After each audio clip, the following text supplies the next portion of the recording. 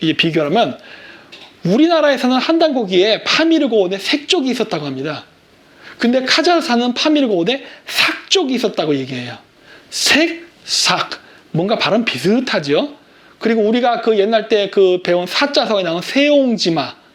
그게 이제 우리가 어느 날 배울 때는 나쁜 일도 좋은 일로 변할 수 있다. 전화위복이다 할 때 세옹지마라는 얘기를 많이 쓰는데 그 세옹지마의 세가 고대에는 석이라 발음됐습니다.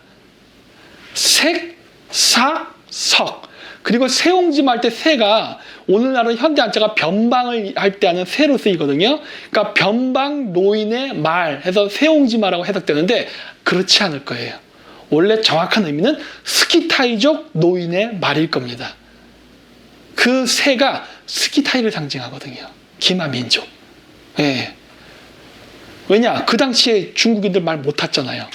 한무제 때 그 추한만가 그거 저기 소구도족에서 국에 가서 가져와갖고 그때부터 그 기마병 양성시켰잖아요. 그 이전에 없었잖아요. 중국에는 말이 보편화되어 있지 않았었어요. 그렇기 때문에 세옹지마라는 속담 자체가 성립이 안 됩니다. 이거 중국인 얘기가 아니라고. 그러니까 말 그대로 새는 스키타이족의 노인의 말이라 해석한 게 맞아요. 그리고 그 고사성어 이야기 자체가 다 스키타이족의 이야기입니다. 말 타고 싸운 이야기니까. 네. 그리고 그 지배자 혹은 신의 명칭을 우리 단군이라 부르는데 물론 단골레라는 것도 있습니다. 그렇죠? 근데 거기선 탱그리. 발음 비슷하죠? 단골레, 탱그리. 색족, 삭족. 그 다음에 우리가 있는 국가명, 우린 조선이라 불렀다는데 거기는 주장. 오늘날은 주스라 발음하지만 어쨌든 그랬다는 거. 그 다음에 3조선 시스템으로 갔죠. 우리 마한진한 변환. 거기도 오르타크스 울루. 발음은 다르지만 어쨌든 세계 시스템. 그리고 그러한 연방 국가를 아우르는 공동 수도가 우리는 뭐라 불렀다? 아사달. 카자흐스탄은 아스타나. 뭐 이 정도면은 뭐 거의 같은 거 아닌가요? 이 정도면은? 저게 어떻게 같을 수 있냐는 거야, 저게. 이 컨셉을 어떻게 같게 맞출 수 있냐는 거예요. 예? 지금 카자흐스탄이 이거를 부활시키고 있습니다. 지금 독립하고 나서 이제 문자 바꿨고, 러시아 키릴 알파벳에다 드디어 영어 알파벳으로 문자를 바꿨고, 지금 국가 시스템도 소비에트 시스템을 그대로 쓰다가 공산당 그 시스템을 지금 이 주스 시스템을 복원시키고 있어요. 조금씩 복원시키고 있어요. 왜? 돈이 들고 사람들이 소비에트 시스템에 적응되어 있기 때문에 한 번에 못 바꾸거든요. 그리고 러시아 눈치도 좀 봐야 되고 하지만 어쨌든 바꾸고 있어요. 그래서 지금 이 주스 시스템을 부활시키고 있습니다.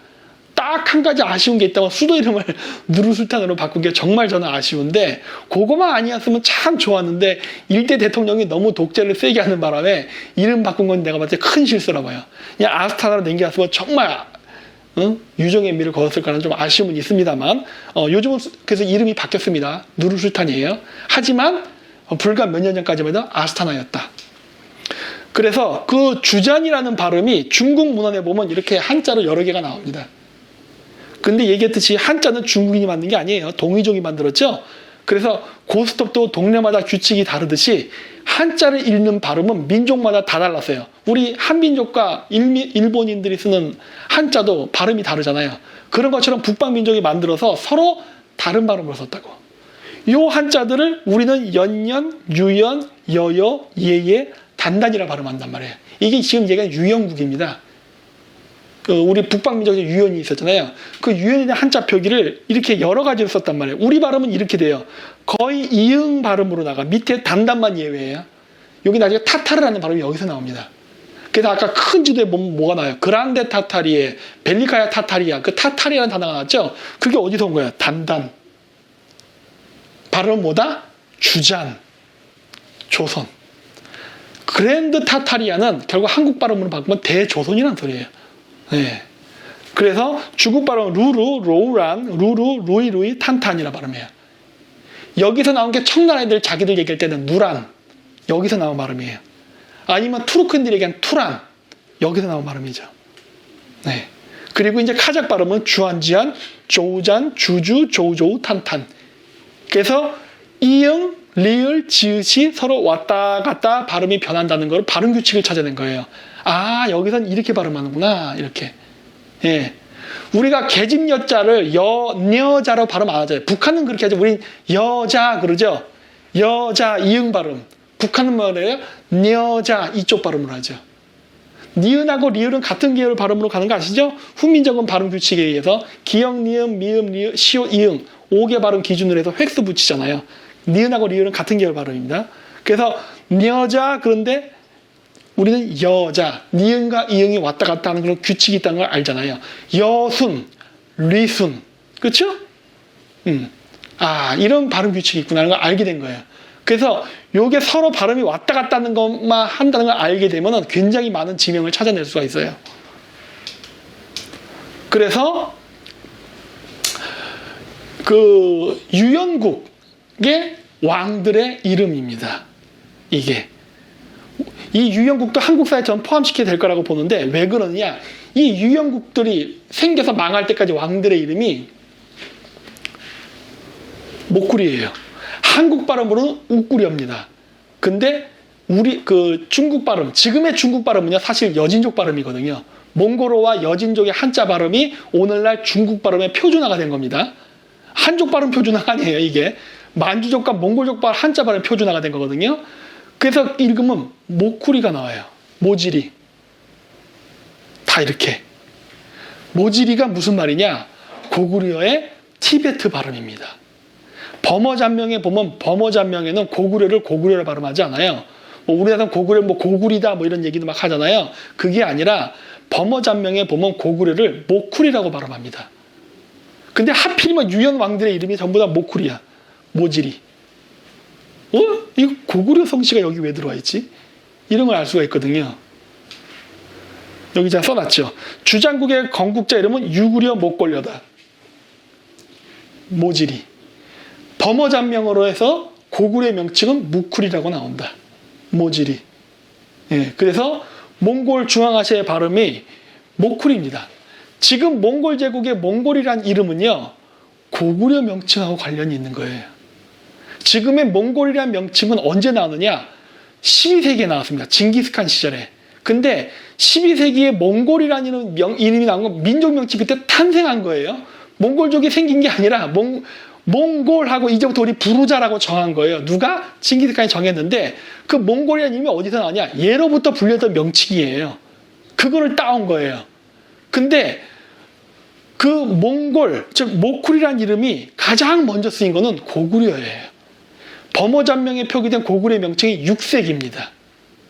예, 몽골보다 무려 400년에 앞서서 고구려를 모쿠리라고 불렀고 그 모쿠리가 나중에 몽골 제국의 무굴 제국, 무구리 이런 식으로 발음이 돼서 그게 오늘날 고착화된 거예요. 그래서 지금 몽골을 몽골 부르죠. 카자흐인들은 몽골인들은 몽골이라고 부르지 않습니다. 무쿠리라고 불렀어요. 무쿠리? 무쿠리는 고구려인데? 이렇게 되는 거예요. 이런 명칭들이 여기 남아있는 거예요. 자, 그랬고 여기 보시면 이게 돌골족의 비석인데 이건 당나라입니다. 제가 늘 이야기하지만 나당 연합군은 신라가 우리 민족을 배신하고 중국하고 편을 먹고 우리 민족을 박살낸 게 아니라 끼리끼리 뭉치고라는 얘기를 여러 번 했습니다. 왜?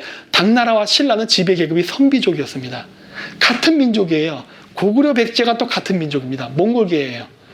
고구려, 백제, 일본이 같은 계통이고 신라와 당나라가 투르크계로 같은 민족이에요.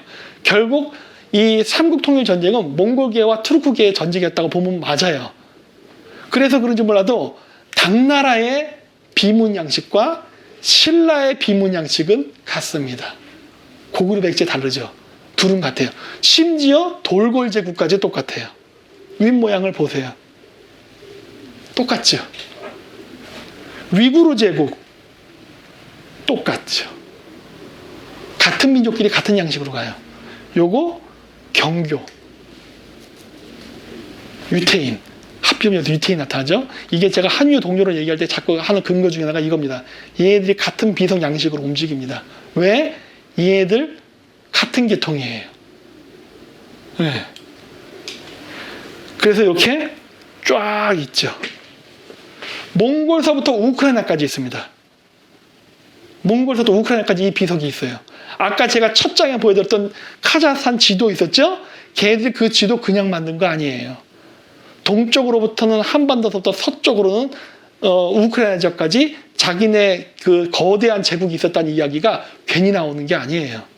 네. 이런 여러 가지 그 유물이라든가 이런 근거들이 있습니다. 요건 제가 했고, 요것도 문무왕 비문인데 문무왕 비문에 뭐가 나와요? 자기는 투후의 자손이라고 해갖고 흉노랑 연결됐다는 얘기가 여기 나오잖아요. 네?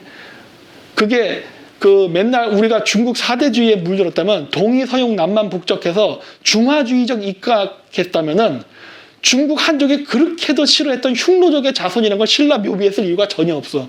이거는 신라 조선시대 4대 부처에서는 자기 조상을 모욕하는 행위지 결코 자랑스러운 얘기가 아니에요. 그런데 신라시대 때 문무왕은 왜 그런 말을 썼어요? 투후의 자손, 즉 김일지의 자손이라는 소리잖아요. 왜? 자랑스러웠으니까 썼겠죠.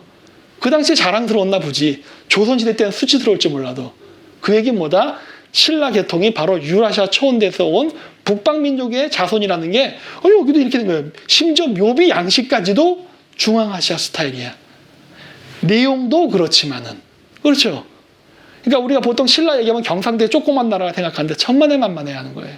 고구려 백제 신라가 다 중앙아시아를 기반으로 했습니다.